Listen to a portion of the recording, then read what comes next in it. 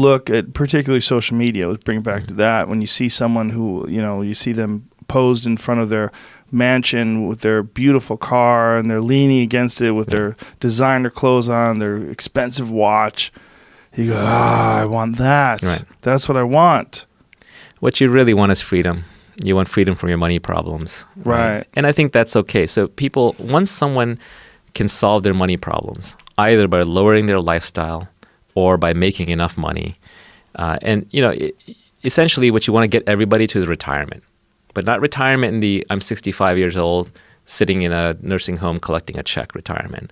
It's a different definition. Retirement is when you stop sacrificing today for some imaginary tomorrow. Okay. Yes. When today is complete in and of itself, you're retired. Yeah. And so how do you get there? Well, one is you can have so much money saved up that just your passive income off of that without you having to lift a finger covers your burn rate. Keep your burn rate low, right? Mm-hmm. A second is you just drive your burn rate down to zero. You become a monk.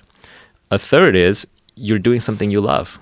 You enjoy it so much, it's not about the money. Right. So there are multiple ways to that path, but the most common is people just say, I need to make more money. And the kind of wealth creation that I talk about is about creating timeless principles and adapting yourself so that making money won't be an issue.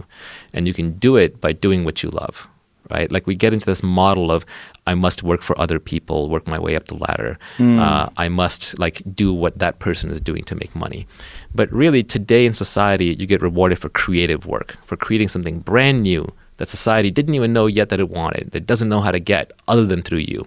So the most powerful money makers are actually individual brands, people like yourself, or Elon, or Kanye, or Oprah, or Trump, right? These are individual brands, eponymous name brands who themselves are leveraged, like you're leveraged. You have podcast media going out to everybody. That's leverage. The podcasts work for you when you sleep. They have knowledge that nobody else has, which is your knowledge is the knowledge of being Joe Rogan.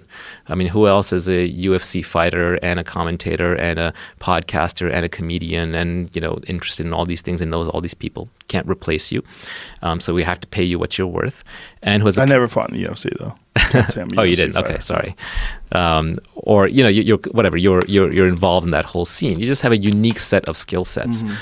So because of this unique, what I call specific knowledge, because of the accountability that you have with your name, because of the leverage that you have through your media, you're a money making machine.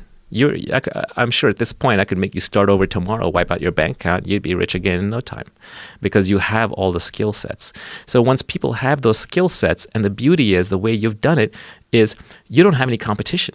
There's no substitution. If Joe Rogan were to disappear off the air tomorrow, it's not like random podcaster number 12 would step in and fill that thing. No, it's just gone.